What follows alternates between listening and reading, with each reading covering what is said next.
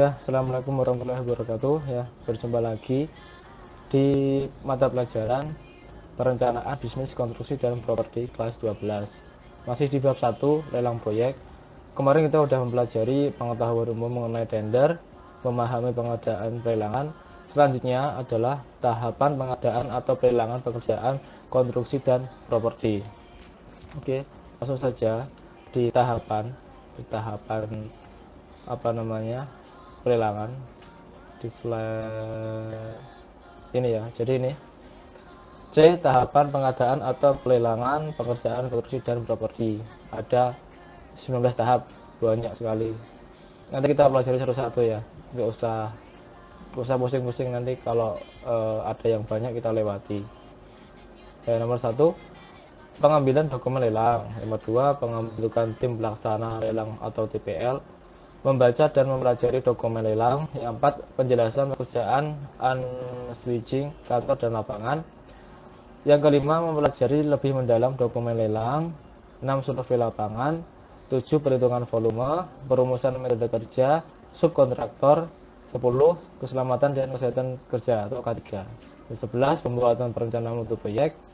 Yang 12, plafon harga penawaran. 13, proses komputer.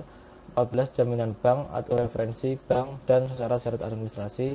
15, memperhitungkan kemampuan pesaing tender. 16, perhitungan markup. 17, penyusunan, pengecekan dan pemasukan penawaran. 18, laporan hasil lelang. 19, data-data tetap. Jadi dari 19 ini akan kita bahas satu-satu. Nomor 1, pengambilan dokumen lelang. Nah, tahap pertama dalam proses pengadaan lelang perusahaan konstruksi dan properti yaitu pengambilan dokumen lelang. Hal yang harus dilakukan saat pengambilan dokumen lelang adalah harus meneliti keterangan kelengkapan dengan memeriksa dalam tanda terima dokumen lelang. Hal ini penting dapat dijadikan sebagai dokumen kontrol pada proses internal perusahaan. Jadi diambil dulu dokumen lelangnya yang pertama itu ya. Pembentukan tim pelaksana lelang atau TPL. Setelah tahapan mengambil dokumen lelang dilakukan, tahapan selanjutnya adalah pembentukan tim lelang. Nah, ini adalah tim lelang ini yang punya proyek ya. Jadi dibentuk tim lelangnya. Nomor 3, membaca dan mempelajari dokumen lelang. Kegiatan membaca dan mempelajari dokumen lelang merupakan kegiatan penting dalam upaya memahami dokumen proyek. Dengan demikian dapat dibuat catatan-catatan penting yang perlu dikonfirmasikan pada saat mengikuti penjelasan kantor maupun lapangan berkaitan dengan dokumen lelang berikut. Bill of Quantity. Bill quantity ini adalah RAB ya, atau volume. Kemudian technical specification, drawing, gambar, agreement, lampiran, dan kontrak tambahan. Jadi ini teknisnya ya, teknis dokumen lelang. Teknisnya proyek itu gambar atau RAB, itu namanya dokumen lelang di situ. Kemudian penjelasan pekerjaan lapangan, pekerjaan kantor dan lapangan. Pada tahapan penjelasan pekerjaan unswitching terdapat berbagai kegiatan yang dilaksanakan, di antaranya berupa sebuah media tanya jawab antara calon kontraktor dengan pembeli tugas, konstruksi perencana, konsultan, QS itu QS ya, quantity surveyor, dan konsultan manajemen konstruksi. Jadi penjelasan pekerjaan di lapangan. 5, mempelajari lebih mendalam dokumen lelang. Setelah tahapan penjelasan pekerjaan dilakukan, tahap selanjutnya di dalam pengadaan atau pelelangan pekerjaan konstruksi dan properti adalah mempelajari secara lebih mendalam mengenai dokumen lelang. Dalam aktivitas ini ada beberapa hal yang harus dipahami, antara lain sebagai berikut: kesesuaian RAB dengan gambar, spek dan dokumen lainnya, identifikasi lingkup pekerjaan atau batasan-batasan dalam proyek. Jadi ini dokumen yang sudah diterima oleh owner atau panitia tadi itu dipelajari, itu RAB-nya, kemudian gambarnya itu sesuai atau tidak. Nanti kan dipilih gimana kontraktor yang bagus untuk dipilih. Survei lapangan. Tahap survei lapangan harus dilakukan secara mendetail. Hasil survei yang didapat nantinya bisa dijadikan dasar dalam perumusan metode pelaksanaan pekerjaan, merencanakan site plan, dan mengetahui item-item pekerjaan penting yang diperlukan. Nah, itu kontraktornya itu survei dulu lokasi yang akan dibangun itu seperti apa, maka kontraktornya itu survei dulu. Perhitungan volume. Nah, selanjutnya kontraktor itu menghitung volume.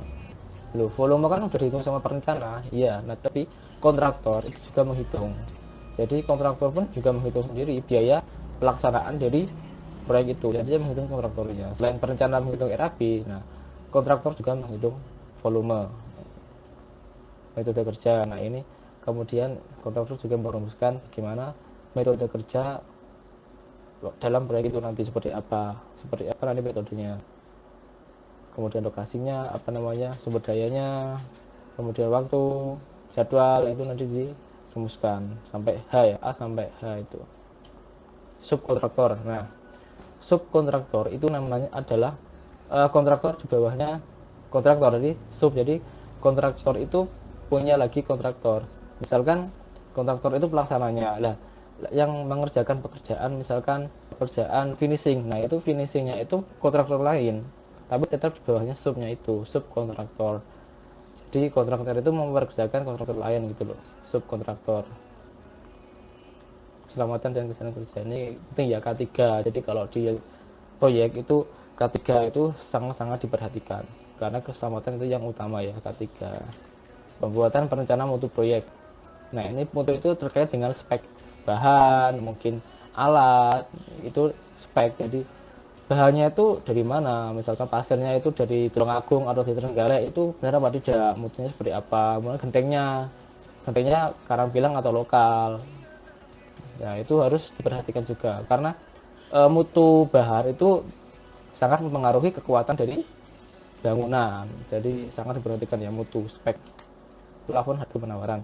Dalam penetapan plafon harga penawaran didasarkan pada perkiraan owner.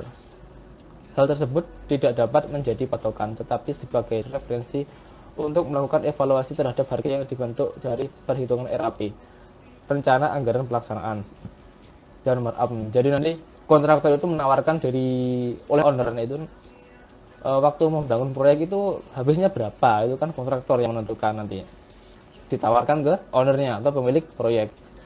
Kalau misalkan 1M bagaimana, nanti ownernya setuju pada tidak gitu loh. Karena kontraktor itu menghitung biaya pelaksanaan itu jadi RAP. RAP kan rencana anggaran pelaksanaan. Jadi ada RAP rencana anggaran biaya, ada juga RAP rencana anggaran pelaksanaan itu ya. Proses komputer. Adanya komputerisasi file perhitungan dapat menjamin mana data yang dipakai dan direvisi, dengan demikian mudah ditelusuri menggunakan alternatif RAP. Jadi komputer itu seperti mendokumentasikan file ya, menggunakan, kalau kalian membuat RAP gambar itu kan sekarang komputer. Jadi kalau kalian nanti menghitung RAP itu kalau bisa menggunakan komputer, karena sekarang itu kalau di lapangan itu nggak ada perhitungan manual. Itu manual itu hanya di lapangan saja, maksudnya perhitungan manual itu dilakukan hanya kalau ada kejadian-kejadian yang darurat gitu loh. Jadi mandernya itu ngitung di lapangan, kereta itu aja. Tapi kalau filenya yang penting-penting yang menggunakan komputer sekarang, gambar komputer, ngitung juga komputer. Jadi komputer sekarang. Jaminan bank, referensi bank, dan syarat-syarat administrasi. Setelah perhitungan RAP atau RAP dilakukan, maka draft RAP dan RAP tersebut digunakan sebagai acuan untuk menentukan besarnya jaminan pelaksanaan proyek. Hal tersebut sebagai syarat administrasi yang harus dipenuhi dan dilampirkan dalam penawaran. Jadi ada jaminan banknya ya, kalau misalkan ada ya sesuatu yang nggak diinginkan, itu kan bank bisa menanggulanginya. Memperhitungkan kemampuan pesaing tender. Nah kan kalau kalian itu sekarang kontraktor pengen memperebutkan proyek, itu kan kalian itu harus bersaing. Kan yang pengen proyek itu bukan kalian saja, bukan satu kontraktor, tapi beberapa kontraktor juga pengen mendapatkan proyek itu, saing. Jadi ini menggunakan strategi kan. Kalau misalkan saya menggunakan harga segini, kira-kira kontraktornya itu yang di sana itu harganya berapa. Nah itu kalian harus bisa membuat strategi seperti itu. Markup atau apa itu markup merupakan biaya yang ditambahkan dalam biaya langsung proyek pada harga penawaran untuk menutupi biaya tak langsung yang meliputi biaya risiko dan keuntungan proyek. Dalam melaksanakan perhitungan markup hendaknya didasarkan pada beban-beban kewajiban yang harus dipenuhi. Hal tersebut menjadi ketentuan kantor pusat, kantor cabang, dan proyek termasuk biaya pemasaran serta keuntungan bersih yang direncanakan. Markup juga sudah memperhitungkan adanya risiko kenaikan harga, risiko lain yang diperhitungkan dalam merespon risiko. Ini markup itu. dinaikkan biayanya gitu ya. Maaf.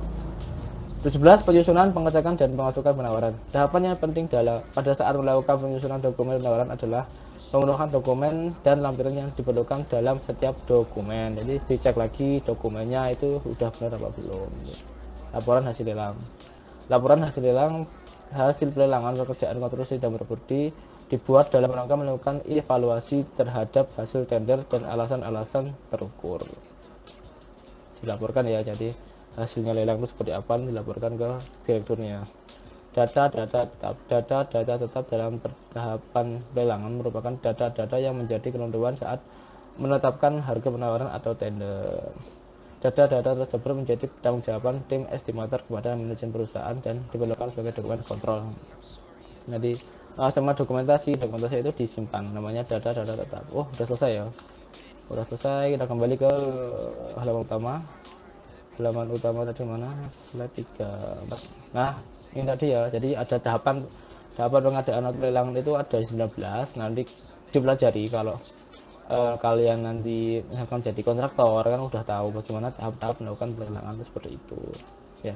Jadi untuk pertemuan kali ini sampai di sini dulu, kurang lebihnya mohon maaf. Saya akhiri, wassalamualaikum warahmatullahi wabarakatuh.